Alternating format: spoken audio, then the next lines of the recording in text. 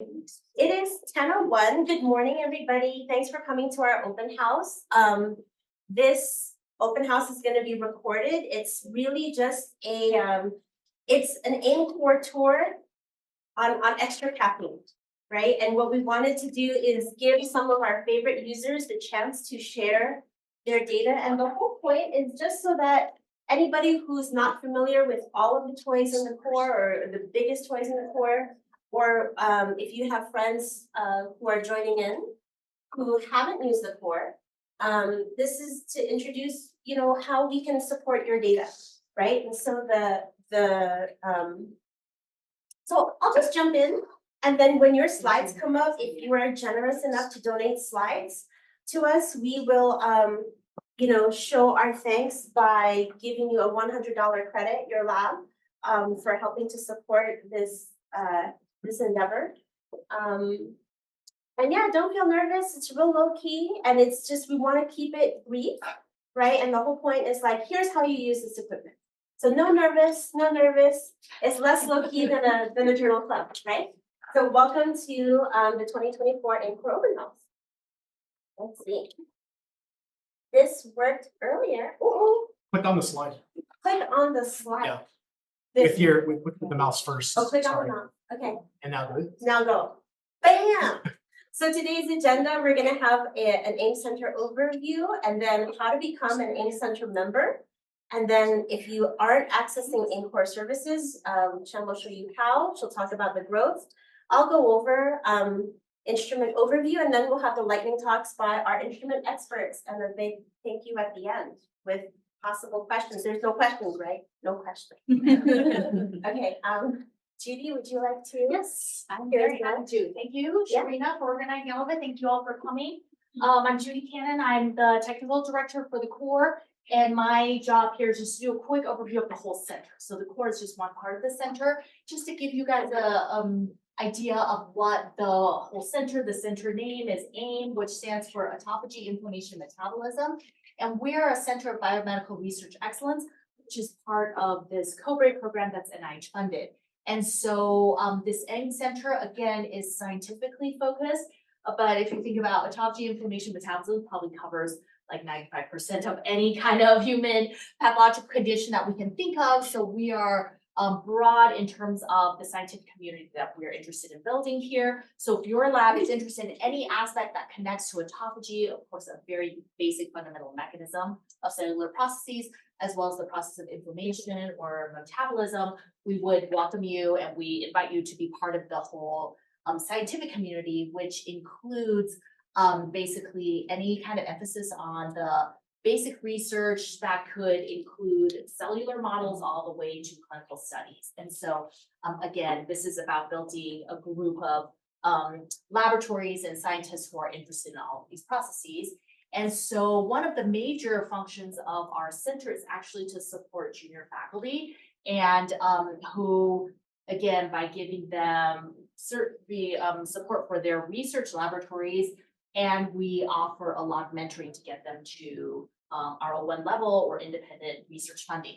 And so again, as an overall center, that's one of our major goals, along with providing core services, both to support the overall community as well as these junior faculty members. And so then again, we also want to, partly to support the junior faculty, but also UNM as a whole, as well as the region, develop a community of scholars, especially locally, but both national and internationally, to promote research in these three areas.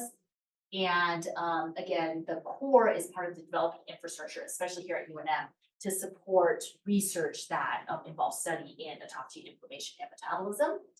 And so here is our, X handle now, website, as well as a LinkedIn. So we're happy to engage at, any of these levels, especially the website has a lot of information about upcoming events, etc. So this is kind of the overall organization. Again, we are a center that has this doesn't work. Yeah. So because the screen does not enable. Yes, we can use a pointer. Exactly. So again, we have an executive committee, which is headed by our overall PI for the center, which is Voyo Duradek. And also our vice chair is Eric Prosnitz. And again, we're focused today on the scientific core, which is I'm the director, Mei Lian Liu is my co-director, and the Sharina, most of you know, and Li Chen, as well as Jinyu Kisano, who is actually one of the junior investigators who are supported by our center, but she also helps out with the core. And so again, I mentioned that one of the major the activities of the core is to support these junior PIs. Currently, we are supporting Dr. Tae Kim in Department of Pathology, Dr. Jinyu Kisano, who is in internal medicine, Dr. Monica Rosas Limas, who is in molecular genetics and microbiology. We're in the process of recruiting another junior faculty member who is a major part of our center. Again, we offer them both financial support as well as mentoring support. And the mentoring support is provided, headed by Dr. Mike Mandel. And each of these faculty members have their own senior faculty mentor who are listed here. And then, of course, we have a group that advises us both here at UNM as well as externally. These are international or mostly national around the US that are experts in the areas that we're interested in, as well as, of course, our administrative team, which is really important to the function. And many of you, if you use our core services, will interact with the administrative team as well. We also offer pilot programs, and we'll talk a little bit about that. Again, if you're just a user, of course, you're welcome to all our instruments. We'll talk about that. But we also do offer pilot funds that if you are interested in applying for, we will offer financial support to your laboratories to do your work as well. Okay, great. Next. Oh, it's that one. Oh, yeah, sorry. Yes, too many different things. And so we're going to talk through this process of how to become a member. So we'll have the admin team talk about it, but I kind of wanted to just mention we'll talk about more reasons why you want to join to become a member. This is our admin team will go through the details, but again, as we talk about building a group of investigators and laboratories and scholars that are interested in doing this work, that's why we encourage all of the laboratories that use our core to become actual members of the center. And then we'll talk about what benefits you might also get in addition to just interacting as a group of scientists. So right before they go on, I'd like to do a little celebratory announcement, right? Today is the last day, or tomorrow's the last day for our dear program coordinator, Shayna Agede, right? And she will be followed by her her successor, Caitlin Ha. But we just want to give them a round of applause for everything that we've done. Cool, so I'm Caitlin, so I'm the admin for the A4. So I'll be kind of handling your guys' memberships when you guys submit them. It's a simple process, so the QR code, if you guys want to scan it, will take you to the smart sheet. If not, I'm sure the flyers have it, we'll put flyers out for you guys. But basically what you do is you fill out a smart sheet request, and then we'll send you out a formal invitation that will request you to provide your biosketch, an abstract of your research program, which you should include why, how your research will work with AIM, how you guys plan on collaborating and using the equipment here at the core. And we do Tuesday seminars for TAME every other Tuesday. So we'll ask you to do a quick, like 15-20-minute presentation. And then once all of that's submitted, the committee, the EASY committee that Judy's also a part of, they'll kind of look through your guys' stuff and then give the approval. And that's typically how the membership works. So if you have any questions, you can reach out to me as well. Thank you. Okay. So I wanted to clarify that the membership is PI specific. So it's usually if you're a graduate student, if you're a postdoc staff member, great undergraduate researcher, we're happy to have you as part of our AIM center, but the PI, your PI is the one who would apply for membership. It's a process that's basically headed by faculty But if you're a research faculty, you're also welcome to join independent of, even if you have another PI that you work with. And so that, again, one of the reasons we encourage everyone to become a member is because one, you'll get on our list and you'll be part of our activities. But two, we do offer some the discounts to the core. And so this is the direct benefit to your laboratory. And so again, if you're a user, you want to encourage your PI to become a member, reach out to us, fill out that form so that they will save money and not be charged as much to use the core. And so again, we actually offered core services for free for many years as a part of the NIH funded center, but now we are moving into a phase where we will be charging. And so many of you may have been involved in this. Last year, we instituted an annual access charge, which is to use any of the machines in our core. And so this is what we charged. And you can see here that if you're not a member, you're charged for $400. But if you are a member, you are only charged $300. We offer greater discounts for the junior faculty who are that we directly support. And so if you are a junior faculty member who is part of the center currently, you're actually charged nothing because that's one of our jobs is to support that research. But even if you have finished your time, then that PI's lab will still get a greater discount. But that starting this year, we will be instituting hourly charges, and that's for our major equipment. So again, a lot of you may use the smaller equipment, that still will be basically free access, but for the major equipment, which we'll discuss usage of, and Sharina will point those out, that we will actually be charging $10 an hour for use on the CX7, on the IsoLight, or actually we're discussing some differences, but for the Leica microscope, for the Seahorse, for example, all our major equipment. And then, but if you're a member, then you will only pay 75% of that. So it's only $7.50 per hour. And for those of us, some labs that use a lot of hours, this will hopefully translate into a pretty major discount for you. So again, that's why we also encourage you to go ahead and encourage your faculty to join as members.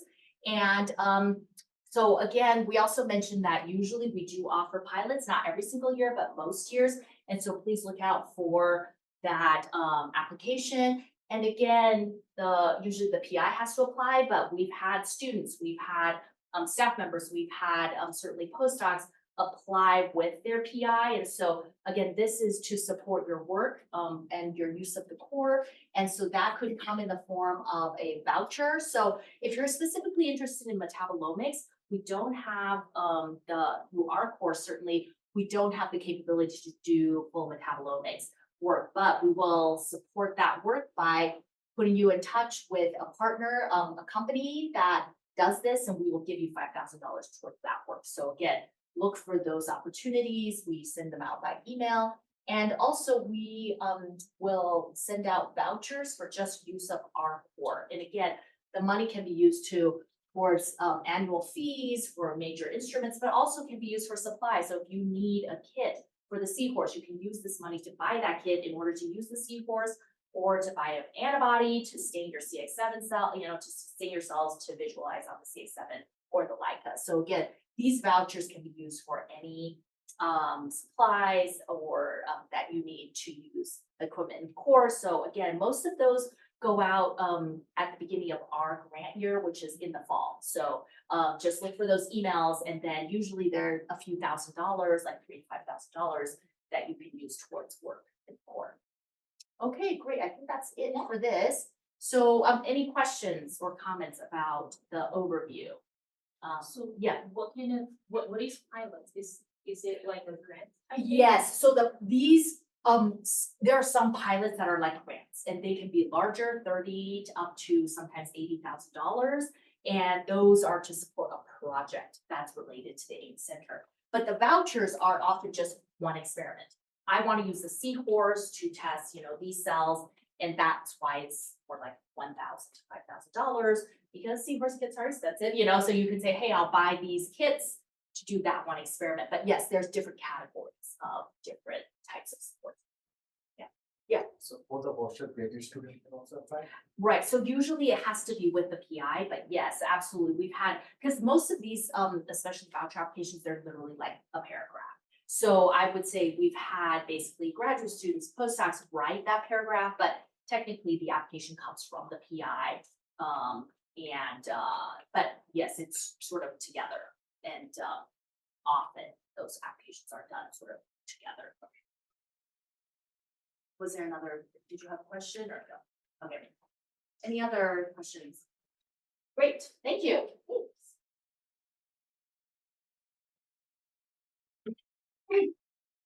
I'd like to introduce my lab sister, Li Chen. Dr. Li Chen. Good morning, everyone. I'm Dr. Li Chen, the Associate Technical Director of INFOR. I'm excited to introduce you to the process of excising INFOR use. And Yes. No problem. Yes. for any questions related to INFOR, please email us info@salute. This is a joint mailbox that Dr. Nasai and I monitor to ensure we can respond to your questions as quickly as possible. Please do not CC us individually. It just takes more work to forward it to this email. We're trying to streamline all inquiry history into this inbox. So it doesn't do you any good to email this and email that because we always prioritize this inbox. So sometimes we don't get to our individual inboxes for a week. So if you really need something, this is the inbox. We provide a variety of services, including facility tours, new user orientations, and unlimited instrument training sessions. Until the users feel comfortable to use the equipment by themselves, and they can do that independently. And we also offer consultation on experimental design and data analysis. You can book our assistant by using this QR code. It will bring you to the staff booking page. For PIs, you can book our facility tour for overview of the facility or the specific instruction of the instruments. If you are interested, send us a PR. We will enter it into the iLab system for lab use. Your lab members then can register for iLabs and book an orientation with us. For any specific instrument use, regardless of previous experience. Okay, regardless of the previous experience, we require training to cover the import SOPs.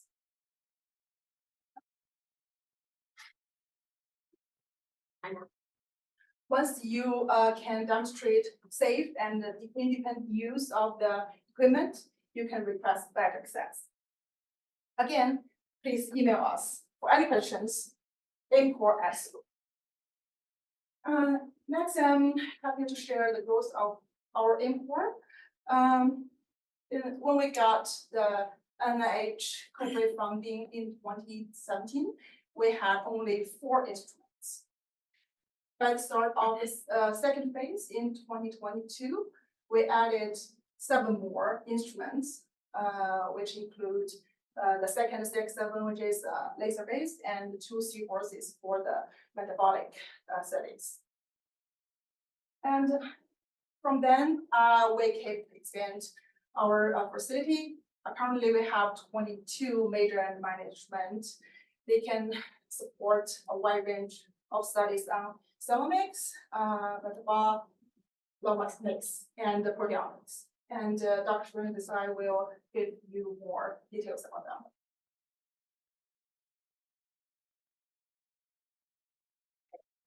And from 2020 to 2023, we saw an 84% increase in the number of labs and about 140% increase in users and over 400% increase in number of hours of usage. We keep growing and become stronger. We will continue to do our best to support your projects and welcome new labs and users to join our community. Thank you. And so really brief, because I know a lot of you are already familiar, but I want to do a humble flex really quick. So we are one of very few centers who have 3 CX7s, and that's just within our core facility. Within our department, we have even an additional 2 with expertise that spans over a decade on this. And so even though Lee and I are fairly new, we just met with the upper management of Thermo Fisher, and they are completely impressed with both the breadth and depth of what we do with this machine and software. So we're in really good hands. I said, how many other facilities have 3 machines? They said AstraZeneca in Europe, and that's it. So please take advantage of this really cutting edge technology. They were really surprised about the way we leverage their software to ask questions that even those big pharmaceuticals don't ask because they do one thing 1,000 times. We do 1,000 things 2 times, 3 times, and we'll work with you to get good data. So our technically our core facility, we talked about scientifically it's autophagy information metabolism, but as far as technique is concerned, we really focus on what's called high content analysis. So we have machines and platforms for adherent samples, and then a very powerful sample for cells in suspension. So we also have protein toys, including this new FPLC coming soon. So please contact Dr. Rosas Lemus for more information. We have the Isolite, which is a proteomic analyzer. We've got the big boy 8-chip version. We'll talk about the details of that. We also have the metabolic analyzers, the Seahorse in 24 and 96 well capacity. And we even got this really cool Citation One optical plate reader to normalize your data. So it's really getting beautiful data that's normalized. Ooh. Yes, you can come in. Come in, please, join us. Welcome. Wait, look at that. Left click, right click. Okay, we have other supportive instruments. We have plastic microscopes, one a confocal because the CX7 only goes up to 40x. But if you need that oil 63x, we've got you. We also have a fluorescent dissecting scope because sometimes you need 1.25x to look for your samples, to arrange them in a great way. We also have 2 ultracentrifuges, a desktop model and a floor-based model for all your spinny needs. These are our 2 workhorses. The ChemiDocs, Rosalind and Neil, does fluorescence, chemiluminescence, and absorption. We have a 2-color, nice and easy peasy, don't be afraid of flow cytometry, guava flow cytometer, a nucleophector for difficult to transfect cells or primary cells. We have Mamiwata, which is a millicube system. And we have separate analysis stations that support the various instruments we have so far. This one is specialized for 3D analysis. So we can take C-stacks on our CX7 platforms and import them into 3D analysis software. This is one. We have another one coming called Celeste. So if you are interested in spheroids, organoids, other 3D type applications, we have that capability.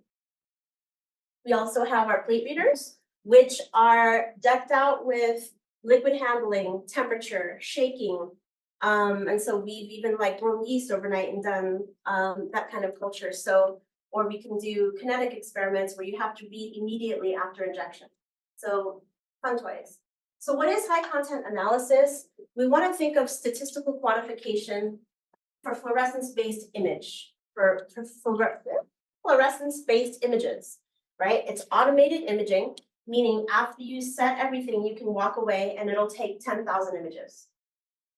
It's non-biased, so you set thresholding and it applies these thresholdings to all the cells.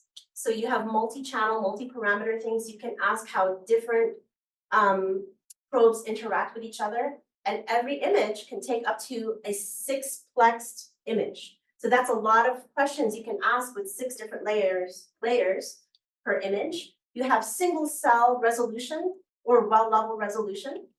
And you can look at subcellular regions of interest. So we can also use Boolean logic to mix and match what is red and green, what is just green, things like that. So we can define subpopulations, and we can do this in a high throughput manner because everybody that's ever sat at a confocal microscope knows that you can't walk away at the end of 8 hours with 100 photos. You can't. this machine will typically give you in the thousands. So your end value is very strong. We look at area, intensity, location, morphology, and because of those high biologic data, we can also do overlap and colocalization. So this is really easy. It's really easy to say that's more green than that one. That's easy. But what about when location matters? And that's the very most simple version of why we use high content. Because we're beyond what's brighter and what's not brighter. So again, adherent samples, but we can also do it on suspension. Fantastic. So stretch, have a donut. And let's introduce our lightning talk speakers. There's coffee. First, we have Dr. Shui. He was not able to make it today, but he recorded a brief little greeting for you. Then we have Angela from Dr. Yang's lab, Kimberly Morrissey from Dr. Cannon's lab. I'll be speaking on behalf of the Bhaskar and Rosenberg lab and also Dr. Whitebeck. So let's see, let's go play this. Really quick, it looks and tastes and smells like a flow cytometer.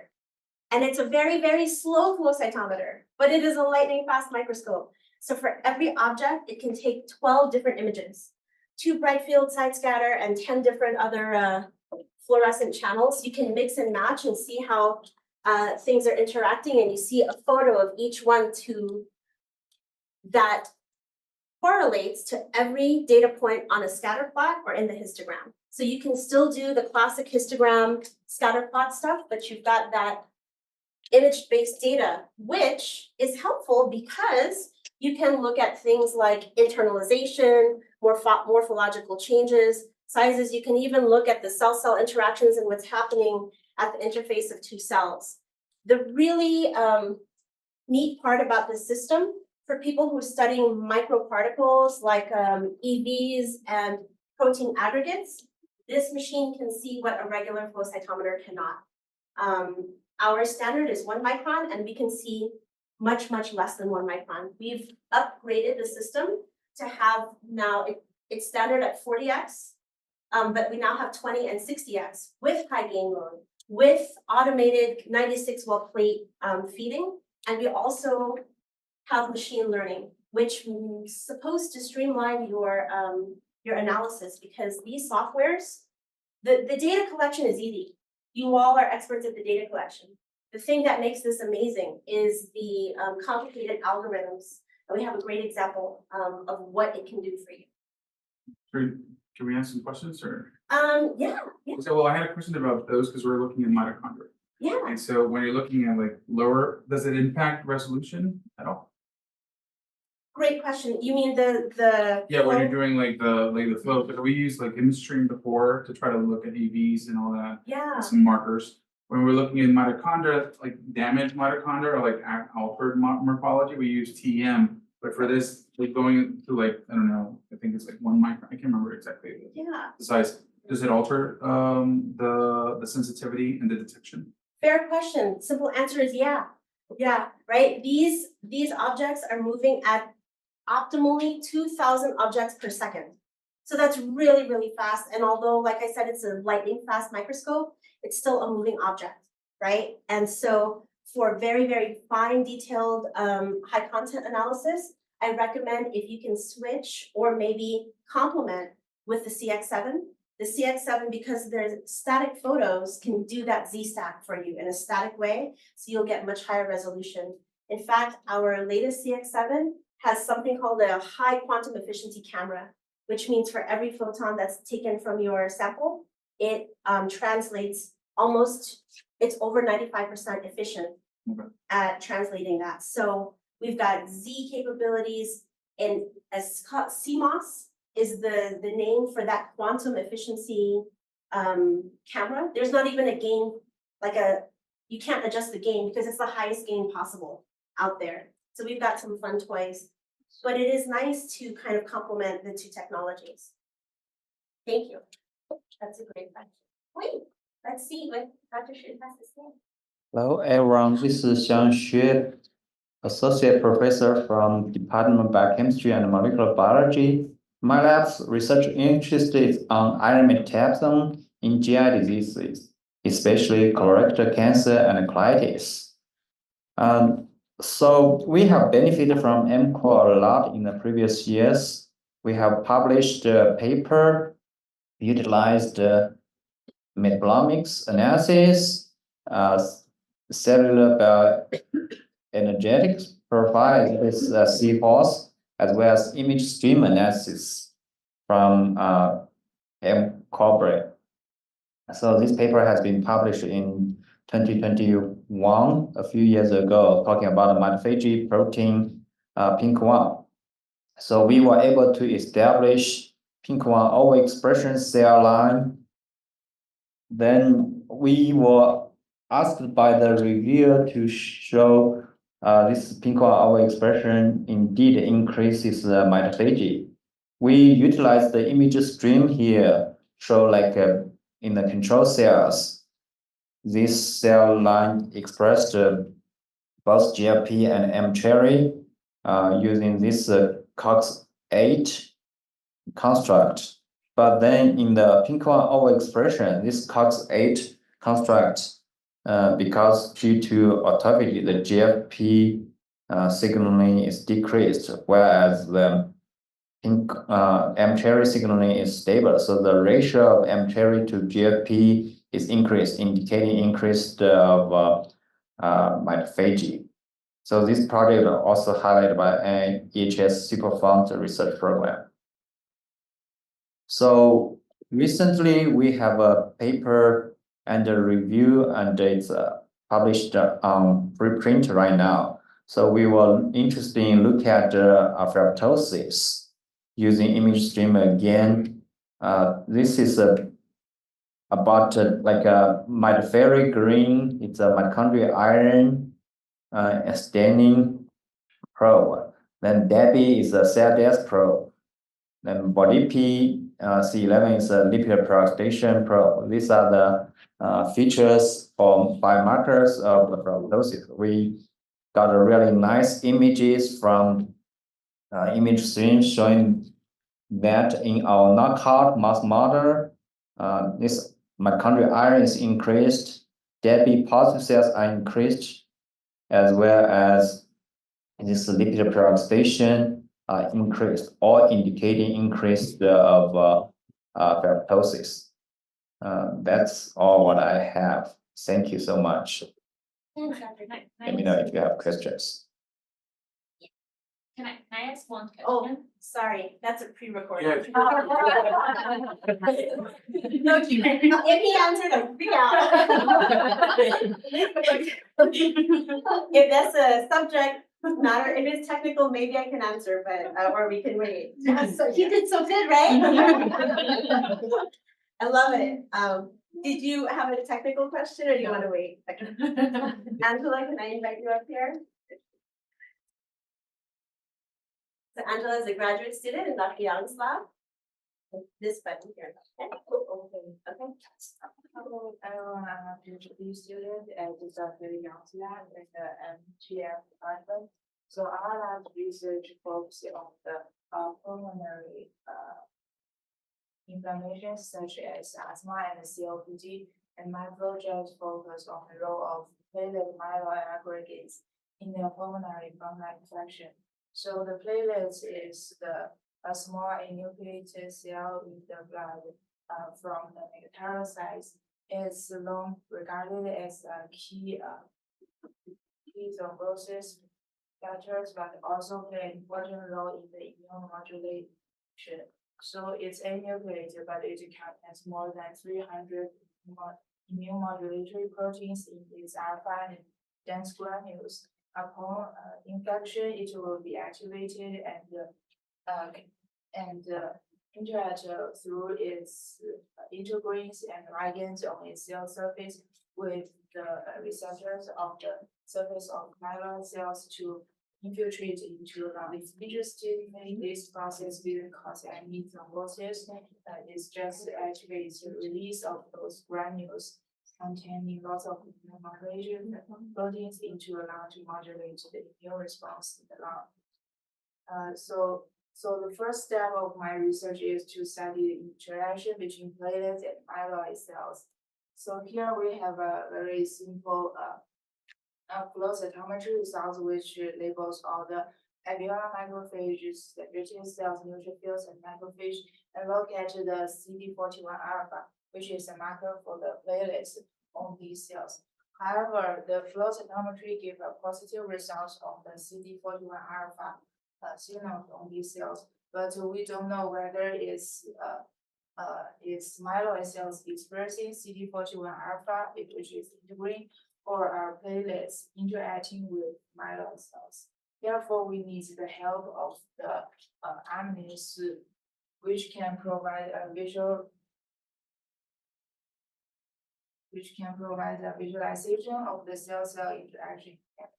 So first of all, we need to exclude all the cell debris or aggregates like the two samples I showed here, which are just clump of cells. Then we focusing on the myeloid cells and interacting with platelets. We know that platelets are actually very small and labeled with the CD41 alpha.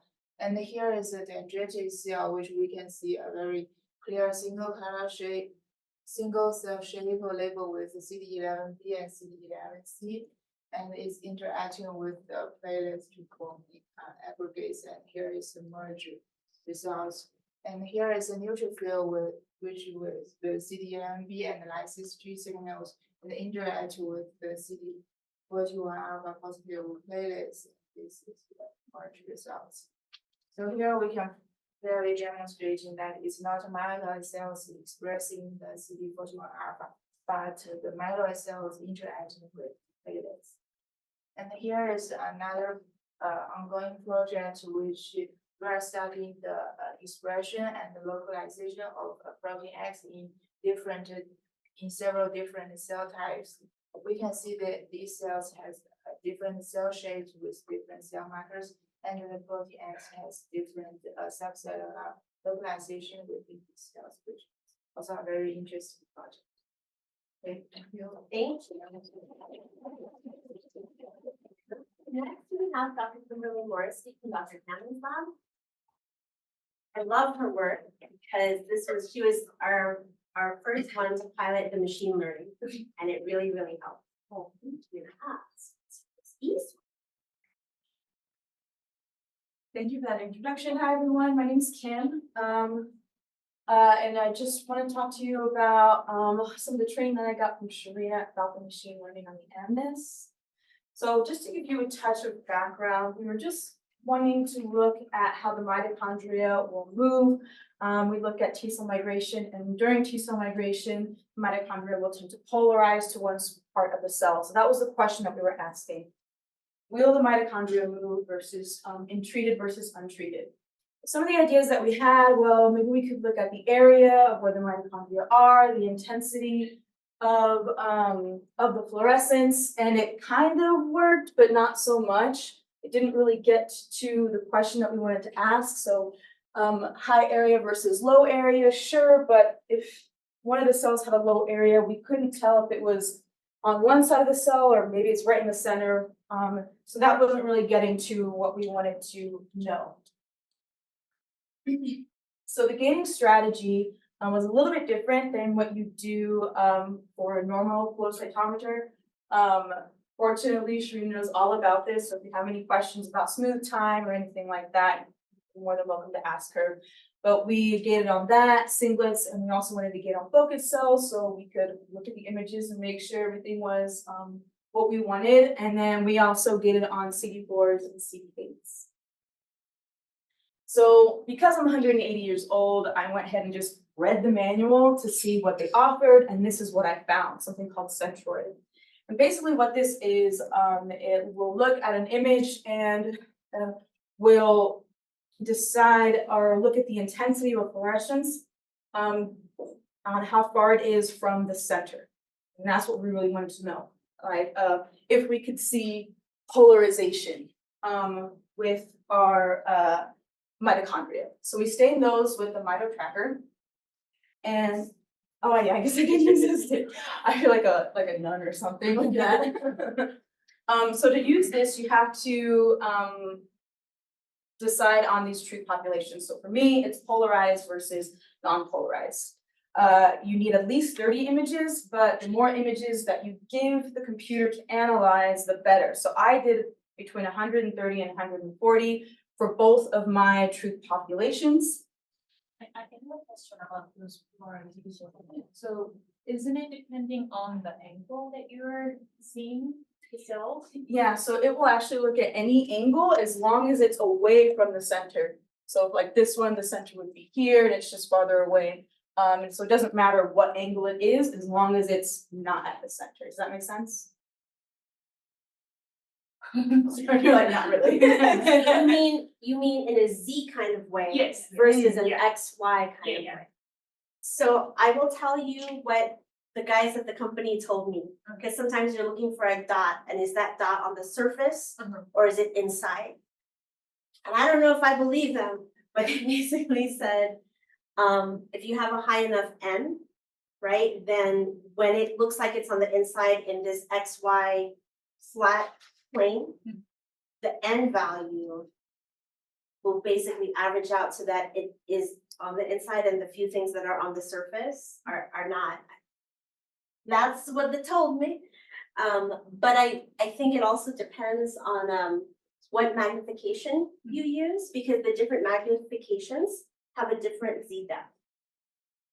So that's all I got. We can talk about that more. Yeah, I think it's basically one plane of focus, which can absolutely include some things on the membrane. So I also think it depends on what you're looking at. We're looking at mitochondria, they're not going to be membrane bound, but if you are looking at something that could be either on the membrane or inside the cell, it would be hard to use this to distinguish.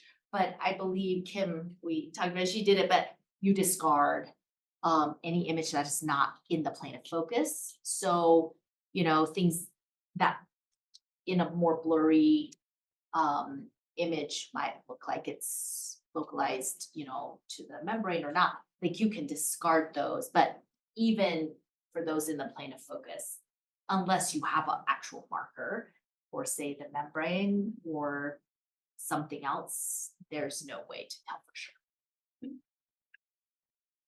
Yeah, so with the Amnis, it's fortunate because we really wanted to look at intracellular, not just presence or absence, but localization within cells.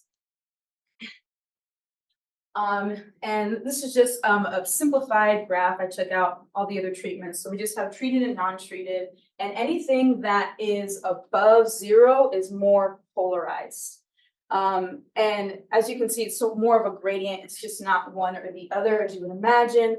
But we were able to get some pretty good data from this.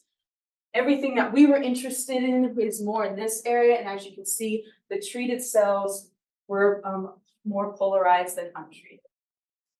So yeah, thank you guys so much for listening. So I'm gonna talk on behalf of Dr. Sanchez and Dr. Shania Jang, both from Kiran Bhaskar's lab, but Catherine was also 50-50 in Gary Rosenberg's lab. So they actually just published a paper, protocol to measure apoptosis associated speck-like protein containing a card specs in human cerebral spinal fluid via imaging flow cytometry. So the special thing about this, really quick, the take-home message, it goes through the whole protocol of how they developed it, was that this is an acellular prep, right? So this is flow cytometry on just protein aggregates coming from the cerebral spinal fluid. And so they're very, very small, but the machine runs with speed beads, and those speed beads run with your sample, parallel just behind your sample to let the machine know how fast the flow is going. But those speed beads are manufactured standard 1 micron, right? And so they have a very high side scatter. So when you look at other things and they were able to stain their specs, you have around the same range of size, but that are side scatter negative. And so they're about the same size, but they're able to clearly distinguish between beads and specks. And they're able to run very hard to get lumbar puncture cerebral spinal fluid. And let's see. And that correlation that they found with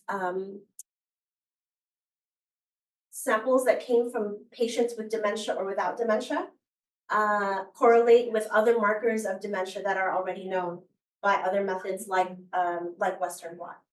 So great. The other very, very small study is by Dr. Tamara Roitbeck. This is in review. And she's looking at microRNAs in the blood. And so basically stroke patients were found to have a higher number of EVs, and she's able to use other markers of interest to determine the origin, the tissue of origin from those EVs. And that's the brief review. And the last briefest review is, as we've seen with Angela's work, the photos really, really help to complement the intensity data, right? You're able to see if there is a doublet or maybe a bunch of cells, and that if you can stain it, you can actually ask questions about that region of interest. So Centroid was one, but there's literally 50 other algorithms there to ask questions that have to do not only with size and intensity, but location, interaction, colocalization. So I think that's very cool. We can take a break or we can power through. Yeah, let's take like a stretch break, and then we want to zip through CX7 stuff, Seahorse stuff, and local stuff. And if you guys have any questions, you can ask me. That's like a 1 minute. Yeah, great. Oh, you don't have any plates, is that what the? Oh, we can get I have yours. paper towel. I have a bunch of. I'm sorry. Oh my God. I should see that. I should have been sitting out. Again, like. I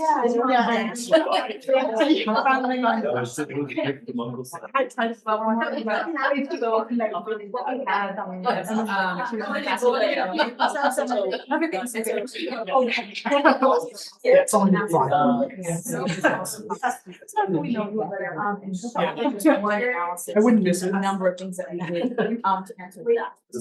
So we were really looking at. Just the. That. If it's hard to say it, the files have to go back. Right, yeah. Exactly. There's some time left on the original. So they have. Yeah. So like if they didn't take all that. And we don't have that information. We don't have any. Okay. Are you? We don't have any installed. Yes. Oh, yeah, also another question. Yeah, that was really great. Oh, if we can actually, so on the toxicology report for a lot of the human samples, there's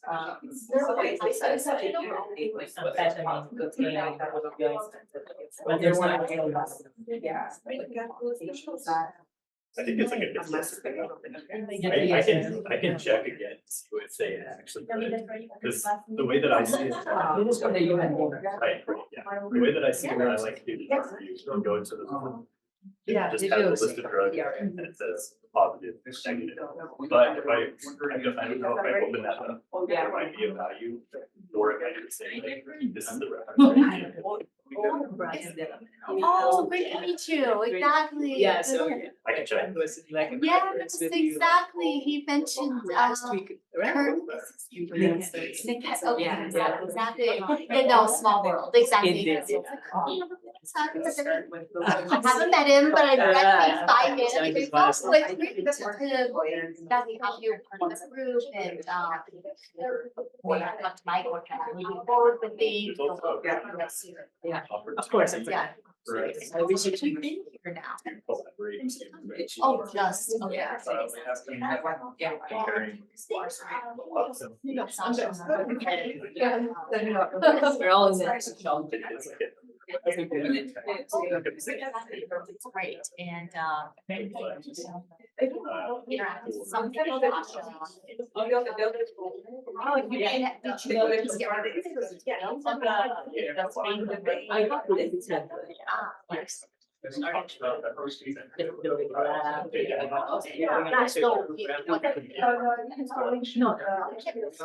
Yeah, I don't think we're in our. I was in that study. Let's come back and No, start wait till you, now. exactly, no. And See each other more. Yeah, that.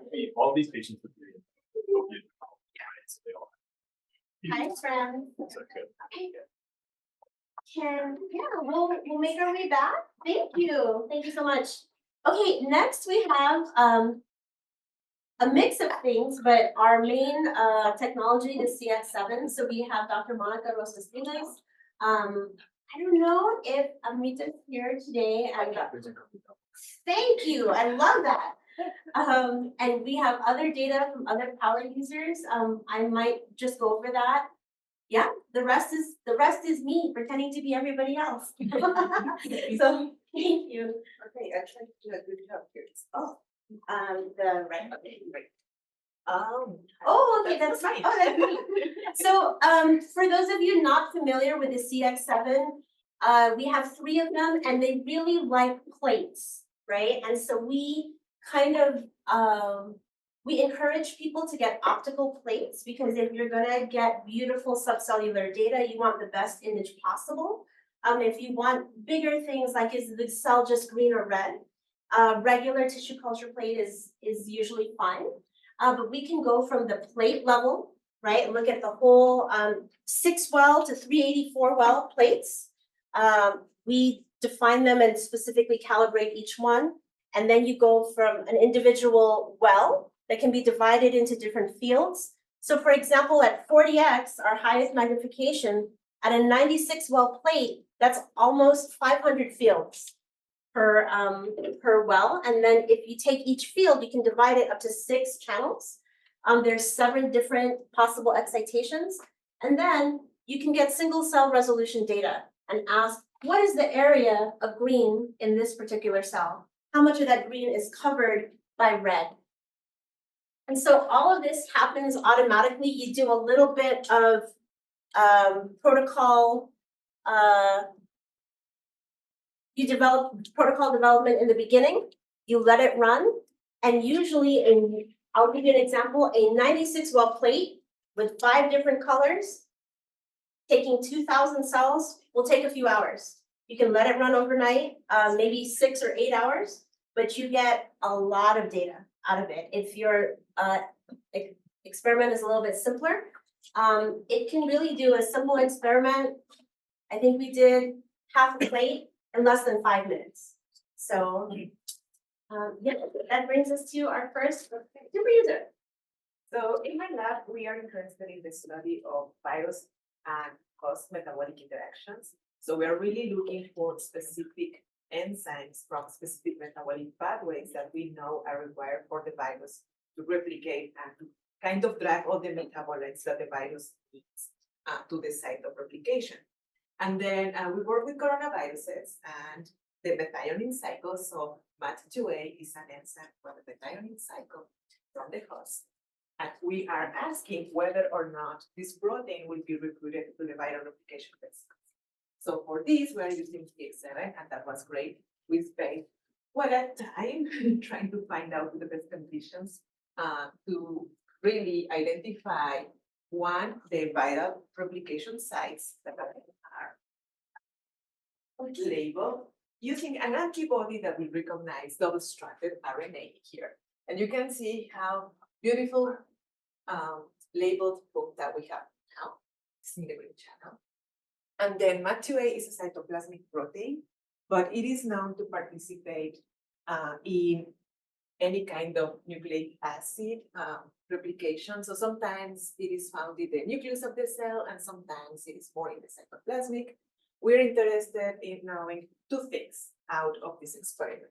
One of them is whether or not MAT2A will co-localize with the double-stranded RNA, because that will indicate that is needed and recruited to the viral replication sites. So MAT2A is spread, and whether or not this protein changes its localization.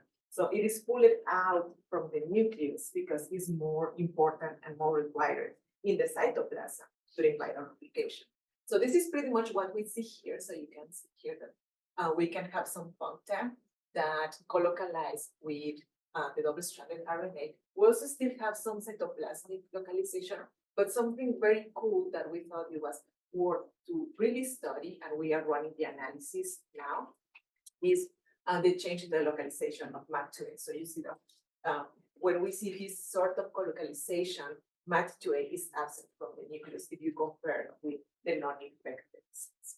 So this is where we are at. Well, no, I mean, we already run a couple of analyses, and we finally find a way to analyze this properly.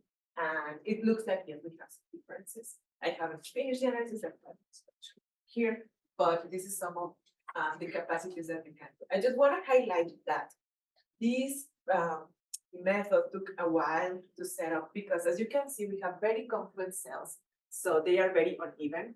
And just to find the right settings to take all the confocal images and the right stacking conditions and the right exposure and the right pinhole took us a while. But now we are able to see very nice and bright content and very nice and focused cells over.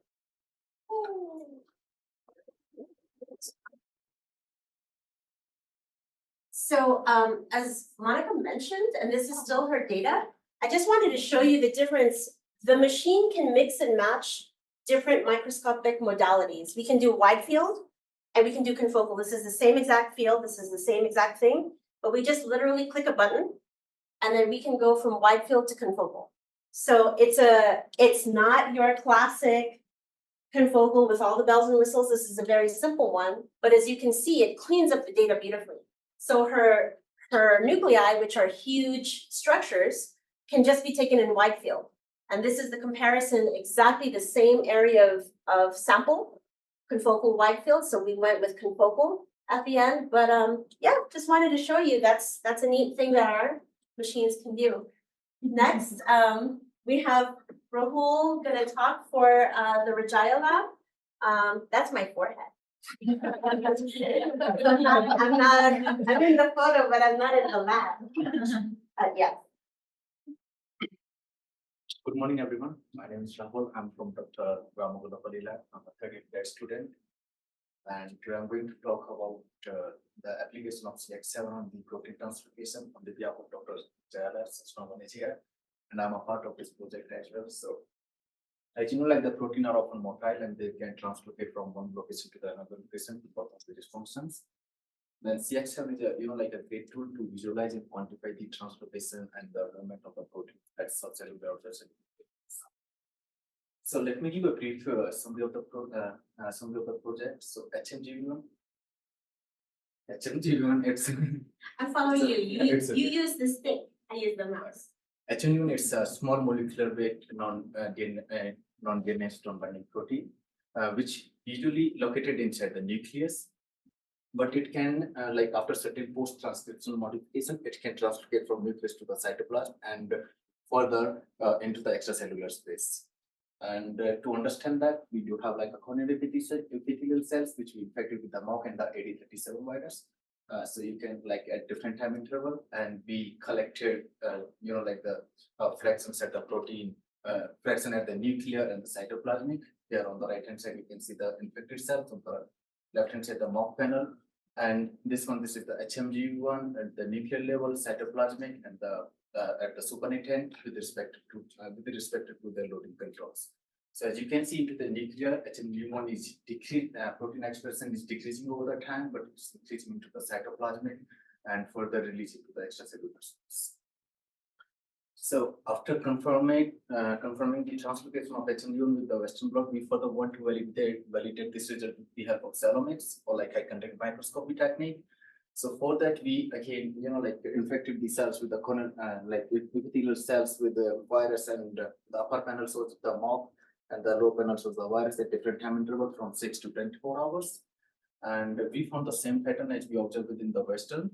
So the magnified insert at the 12 hours, you can see the translocation of HMG1 from nucleus to the cytoplasm.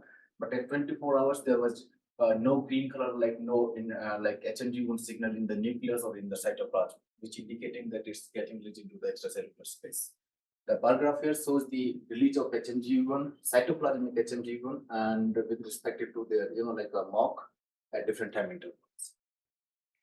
You can see here the 24 hours, the cytoplasmic HMG1, like within the virus infected, it's less than the mock, which indicates it's released to the like extracellular space. Here, if you compare both the nuclear and the cytoplasmic data, so you can see nuclear HMG1 expression is decreasing over the time, and the cytoplasmic HMG1 expression is increasing till 12 hours, and after 12 hours, it starts, like a drop at 24 hours, which indicates again it's released into the extracellular space. So the conclusion, CH7, you can use it for the quantification of protein translocations, and also like 4-hour experiment. We use HMG1, like we check the HMG1 protein expression within the cytoplasm and the nucleus and outside of the cells. But anyone, like if someone is interested, they can also use the CX7 to check the protein expression at their subcellular organelles compartmentalization. Thanks.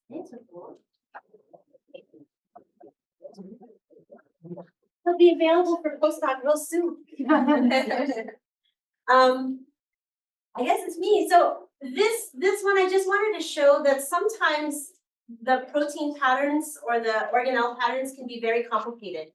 And you can use Boolean logic like AND, which is just the overlap of two populations, or and not. And you can use this to both define a specific region of interest or a specific subpopulation of cells. Next, I'll talk about PhyU's data from Dr. Pu's lab. So the Pu lab is interested in the spatial relationship between lysosomes and lipid droplets, sort of reminding us of what we heard from Kim earlier. Sometimes these structures are not spread homogeneously throughout the cells. And so again, this is a great example. She's one of our power users. We can do multiple channels and then look with different regions of interest. We can make these concentric circles relative to a specific protein. In this case, her marker is the MTOC, the microtubule organizing center. Am I right? Yeah, scientists, check me. Right? So I forget why, I don't know why scientifically she didn't want to do it relative to the nucleus, but that's, that's the fun. And then we can draw these concentric circles and say, hey, are there more of these puncta in the outer, inner, middle circle? So fun. Next, Dr. Mike Mandel is also one of our power users. He's been using it even since before he was a professor as a postdoc. And I thought this was really great. We actually have representative right there. So this particular probe, under different conditions, actually has a different shape. They're either apples or bananas, right? And so, like elongated or very round puncta. And so we're actually able to duplicate channels because it's the same fluorophore and actually threshold out by shape, size, intensity, location. So this is a great example. When you have something that is changing the form, we can actually filter out and say, give me a count and an area and a total intensity of everything shaped like a banana. Now compare to the apples. And yeah, that's my science. I did a PhD and 2 postdocs talking about bananas and apples. And here, as you've seen time and again, we can measure intensity, right? And what's really nice is that we have a movie that has an on-stage incubator, right? We've talked about different time points, but we can actually make movies and do and measure these things over time, right? Basically, every characteristic statistic that you can get, it can give it to you, the status of that over time. So that's wonderful. Yeah, and I'm here to talk about me doing it too. It's amazing. So I talked about 6 well plates, 384 well plates. They brought me a very, very special, expensive plate. This was commercially made and pre-printed with extracellular matrix proteins that were shaped like X's and crosses. And so when they culture cells, cells can adhere to these extracellular matrix proteins and put a force on them that will change the shape.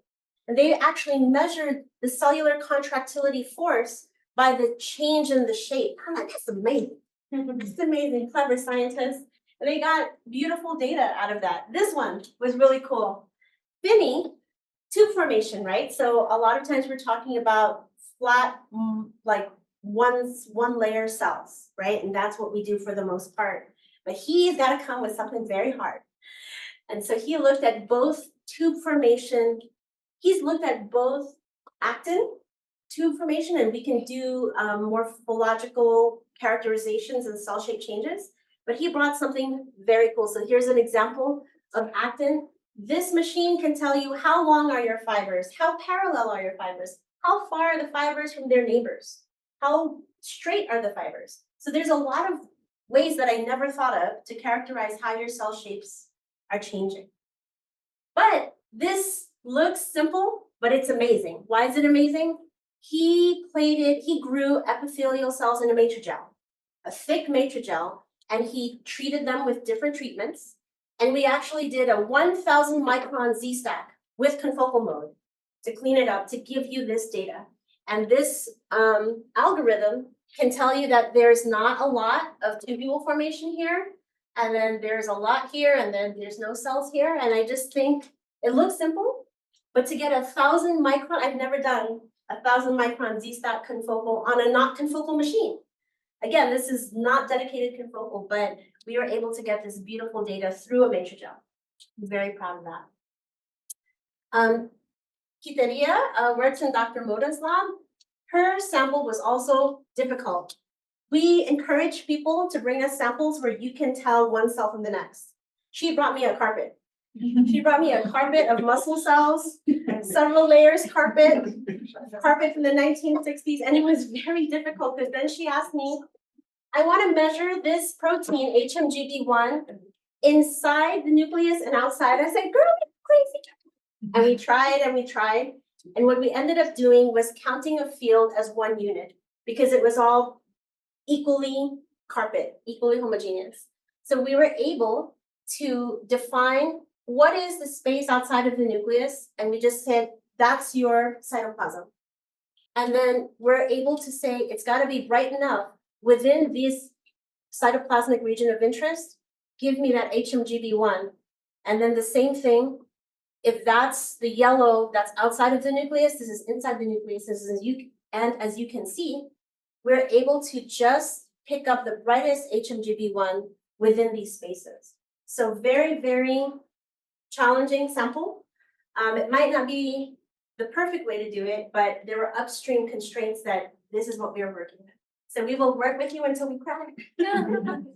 She also used to work for Dr. Katie Zakowski, and I love this. They were looking at mitosis, right? So these are neutrophils, and there was a kit where if your cell is intact, it's in red, and as the cell is undergoing mitosis, it's going to show up green. So because we're able to use time lapse, we're able to show that the increase of green happens slower than the loss of red. So just really simple, look at one color, two colors, but this actually makes movies. It's really fun. And we hinted a little bit about the 3D aspect of things. We can do Z-stacks. We do have Amira software, enter at your own risk. Lee and I have not yet developed expertise on this software, but we also have coming up soon Celeste. And these are two 3D analysis opportunities for you guys that are available. Finally, oh, Rahul again. Amazing. So we have the Gold Poly Lab again, the Lee Lab, and then I will speak on Dr. Marchetti's stuff. Oh, okay, really quick, wait.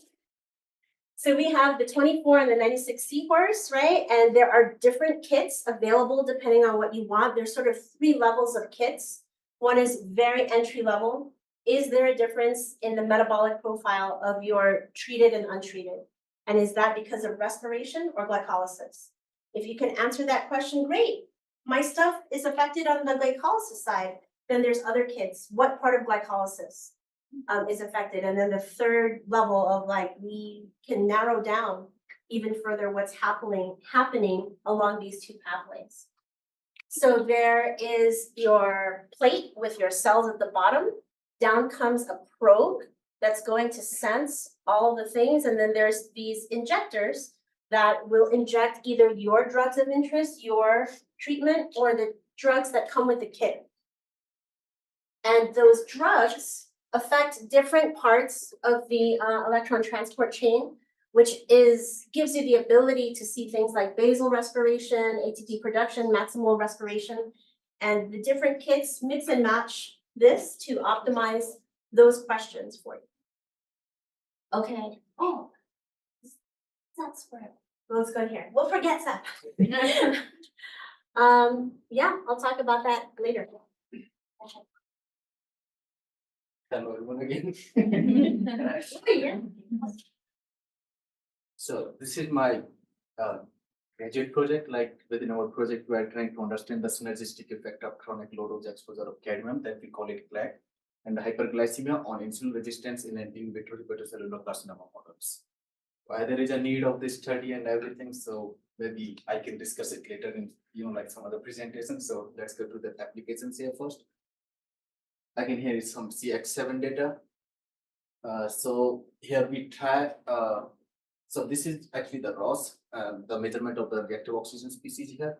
As we know, ROS plays a key role to maintain the cellular, like activities such as gene transduction, signal transduction, and like immune response. But if there is an overproduction of reactive oxygen species within our cells, then it can lead to certain neurodegenerative disease or chronic disease such as diabetes, cancer, or like cardiovascular disease as well.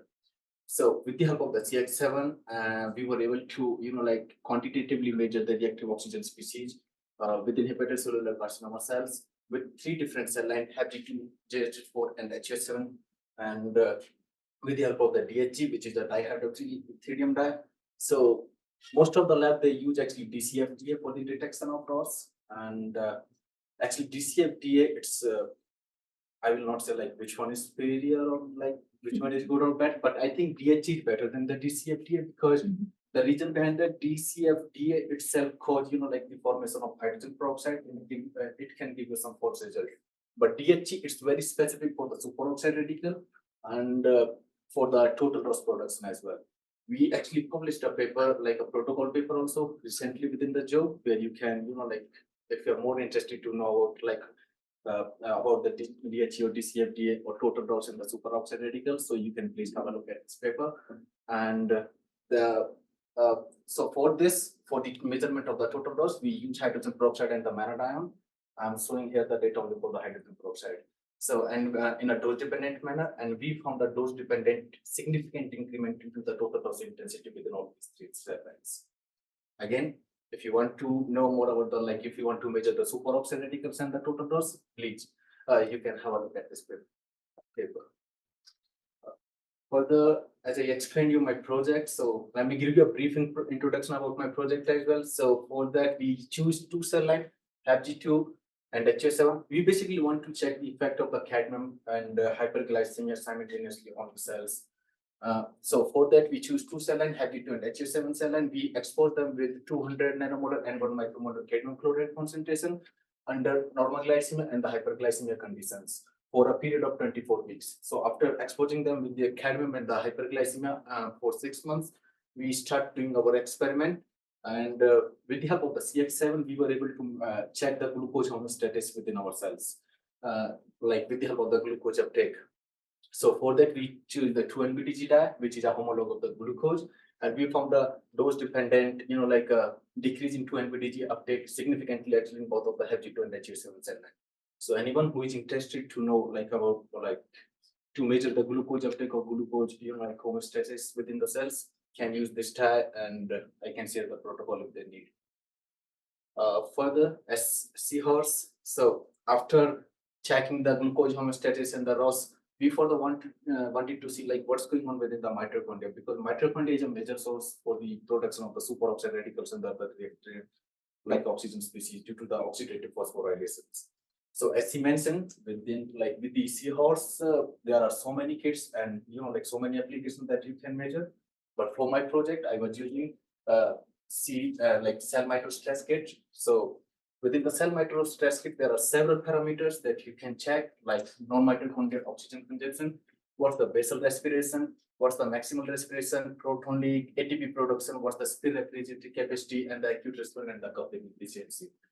When I check these things with my CLEC cells, like with the cadmium and the hyperglycemic cells, we found a dysregulation within the mitochondrial parameters. So we found like especially if you will look at here, proton leak and the ATP production. Okay. So if you will look at here, the proton leak and the ATP production. You're being recorded. Keep going. The ATP production was getting downregulated, like due to the CLEC and the hyperglycemia exposure, and there was a dysregulation in all the parameters. So that's it. Thank you. I just want to tell you that Rocco was so good at trying to figure out this protocol. He was using a chemical that had non-standard emission excitation profiles. He was trying it from different companies and he really stuck by this. So he says it very nonchalantly, like I did this. It's great. And it took over a year to figure out those conditions. And I really want to congratulate him for that. Yeah. And next we have our co-director, Dr. Myung-Yun Liu. Thank you. So it's definitely really nice to learn about research. I really enjoy and then really showing such strong research capability we have here at the A4. We are also big fan of AIM facility and also technology as well. So we have benefited a lot in the past like 7-8 years to use all the instruments. I think Sharina really put all those instruments here list.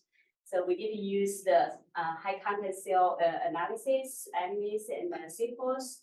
So our lab study fat cell development and metabolism.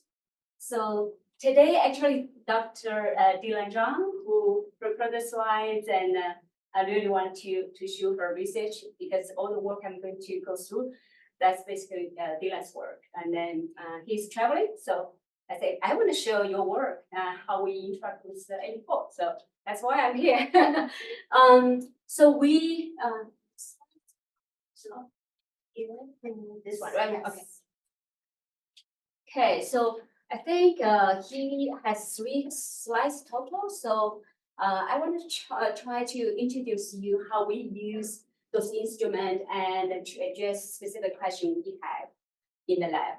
So the first question we have is we study different types of fat cells. So one specific fat cell type, some of you may know that's the brown fat cell, which we call thermogenic fat cell.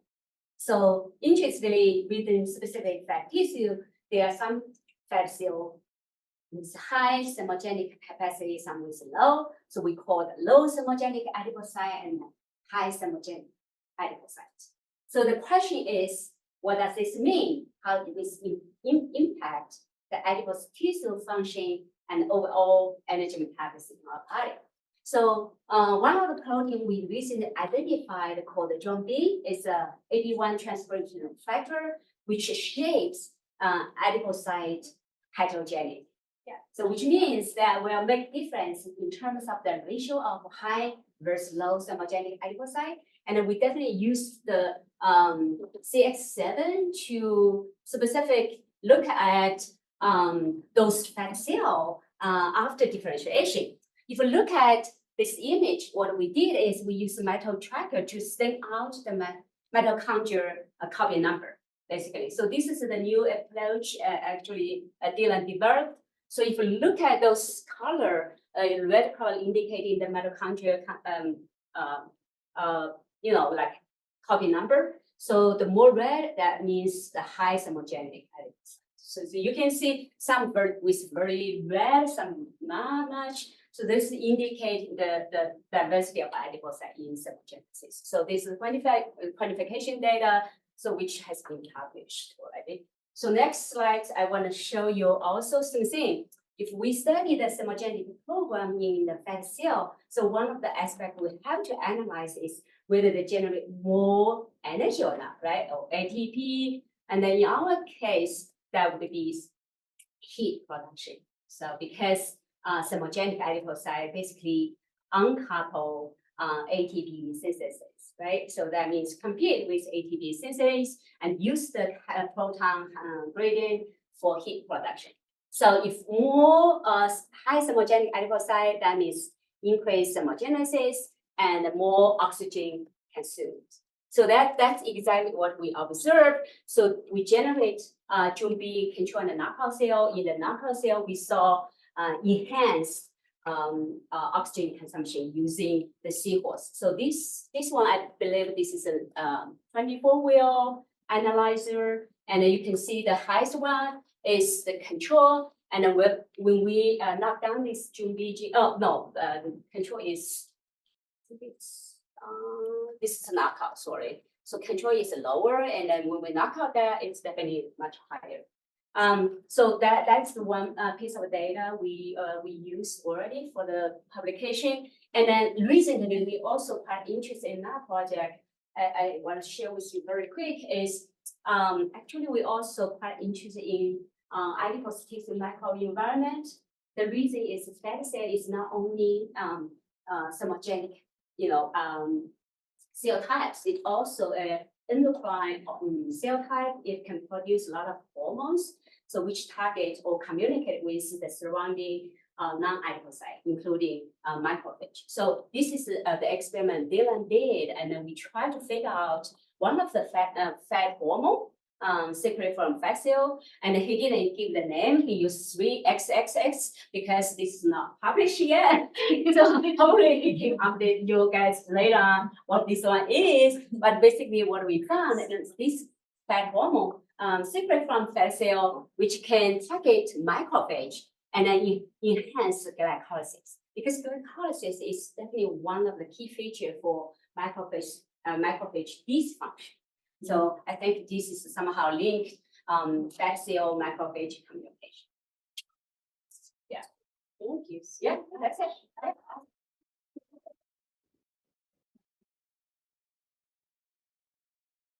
Home stretch. Thank you, everybody. Let's see. Oh, this is him again. But that's okay. Okay, Okay, skip it. Yeah. Too much. Too much. Too much.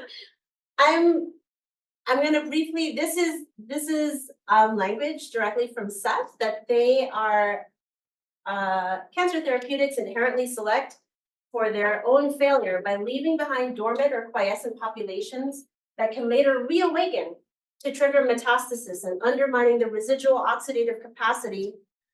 Underlying this flexibility is both a major challenge and opportunity for developing dual therapies. So there's a cell line model of drug tolerant persistent cultured cells under hypoxia preceding metabolic flux analysis. And that revealed a high therapeutic doses can leave surviving cells with a potential for oxidative metabolism that, though revealed after reoxygenation, is otherwise hidden. With the help of us, we intend to pursue this strategy as a model for comparing the efficacy of dual therapies before proceeding to preclinical models. We hypothesize that dual therapies which undermine this hidden oxidative capacity may be highly effective and in preventing metastasis and recurrence. So, wow, I see differences. And so they have normoxia and hypoxia followed by reoxia at 1, 2, and 3 days. And I believe they found major changes at the middle time point, but not the end. If you have specific questions about this topic, I invite you to contact Seth and Dr. Marchetti. They do beautiful work on the seahorse. They're following up with analysis on the amnest to look for very, very rare circulating cancer cells in patients.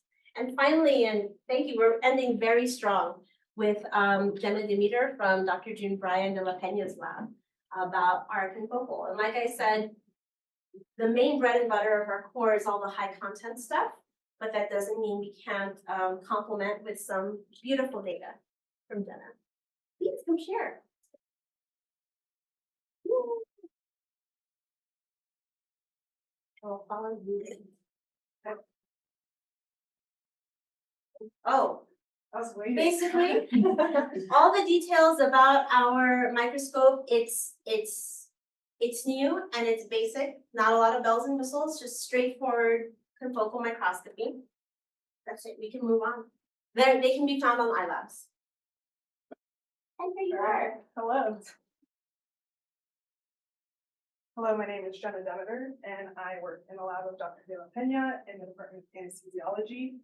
And I'm excited to briefly share how we've used confocal microscopy in the AIM-Core to investigate the effects of chronic opioid exposure on markers of opioid signaling and autophagy.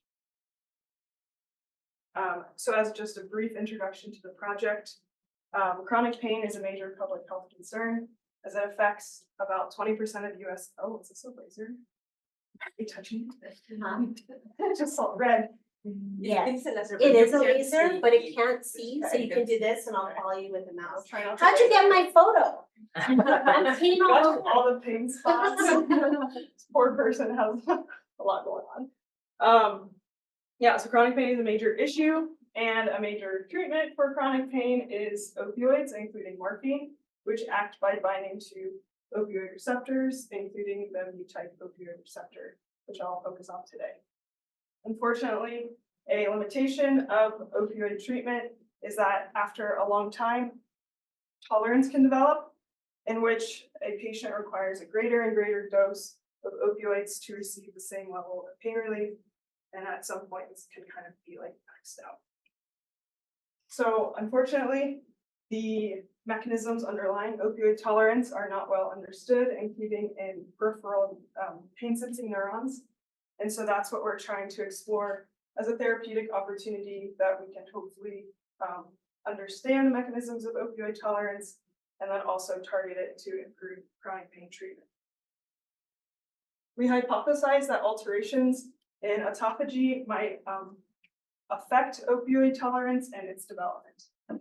And so to investigate this, we developed an in vitro model of chronic opioid exposure and then looked at markers of both opioid signaling, which is the MOR in this case, and then LC3, which is a marker of autophagy. So for our in vitro model, we used pain sensing neurons developed from human-induced pluripotent stem cells, and we exposed them to morphine for different durations. We then tagged our proteins of interest with fluorophores, and with lots of training and help from Sharina and Lee, I was able to image these on the confocal microscope, and then we were able to do image analysis on them to quantify and statistically analyze the expression of our proteins. So first looking at the MOR, we were able to segregate it based on somatic expression versus axonal expression. And so first focusing on the soma, we found that 1 hour of morphine treatment had no effect on its expression, but it was upregulated after 1 day and 2 days, but then returned to around baseline levels after 3 days of opioid exposure. So then we looked also at the axonal expression and found no difference after 1 hour, 1 day, or 2 days of opioid treatment. However, it did increase after 3 days. And so we can kind of see an interesting dynamic where early stages of opioid exposure increase the MOR in the soma, and then it kind of lags behind in the axons. Next, we looked at the autophagy marker LC3, and we looked at both its overall fluorescence as well as its puncta, number of puncta.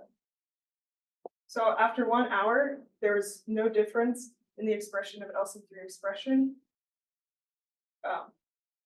And then after 1 day, it was increased, but then returned to about basal levels after 2 and 3 days. And so we see a similar trend in the dynamics of LC3 and MOR, where they both kind of peak at the 1 day mark and then are returning to basal level after 2 and 3 days.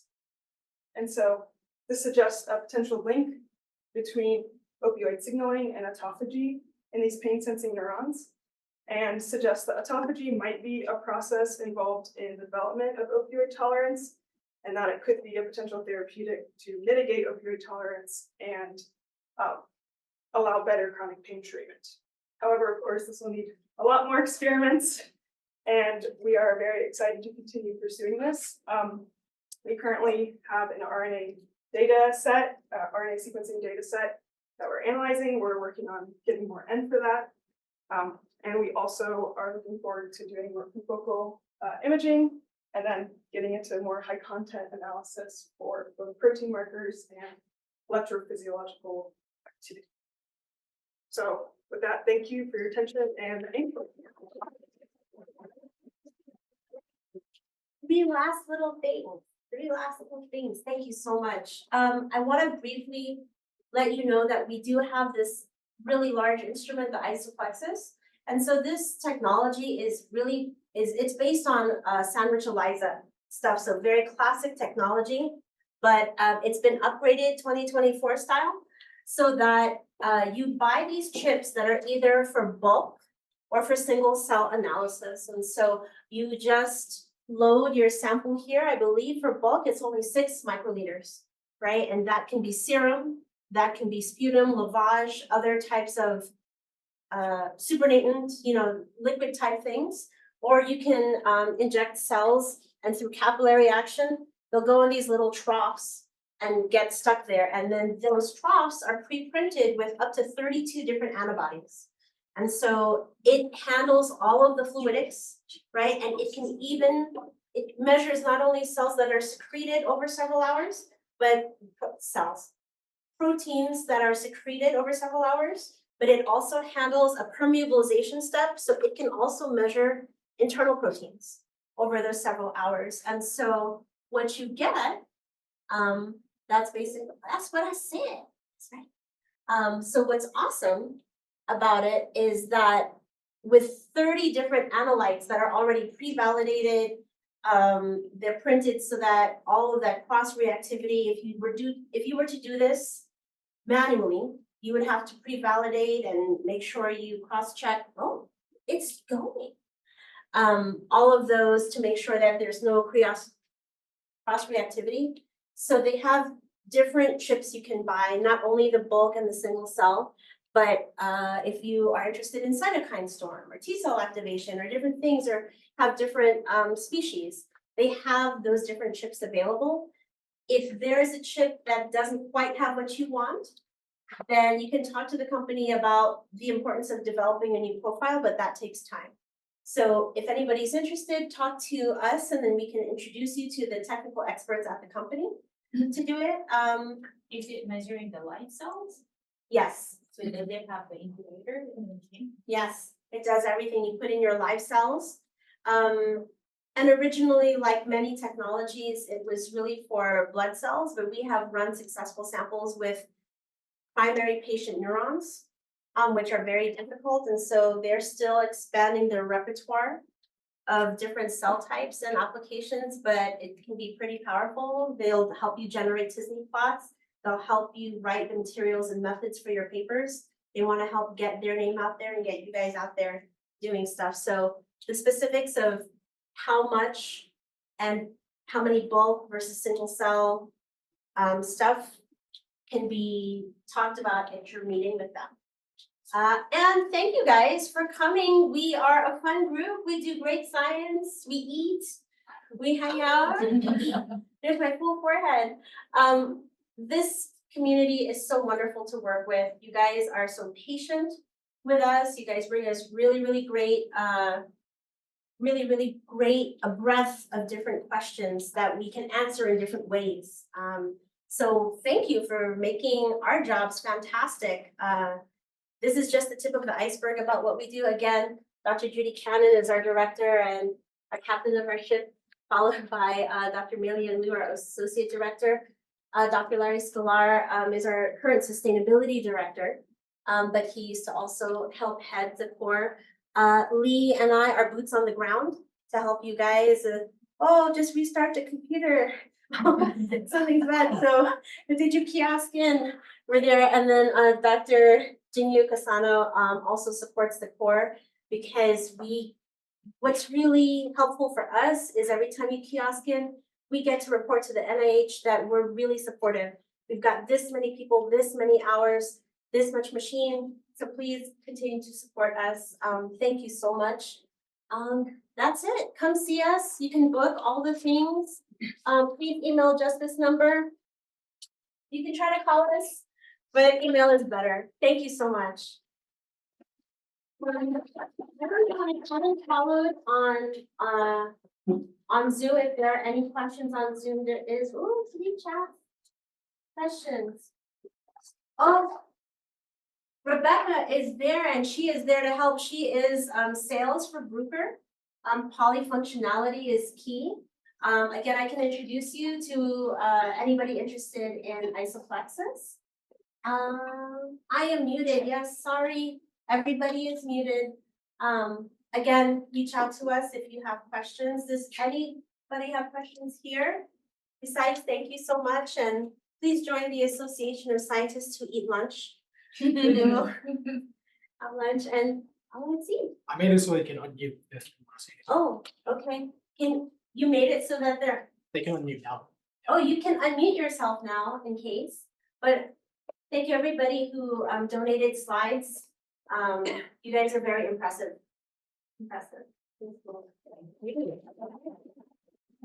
Don't see any questions. I don't know if I want to hang around. Just email us, please, and we'll be able to share it with you a little bit.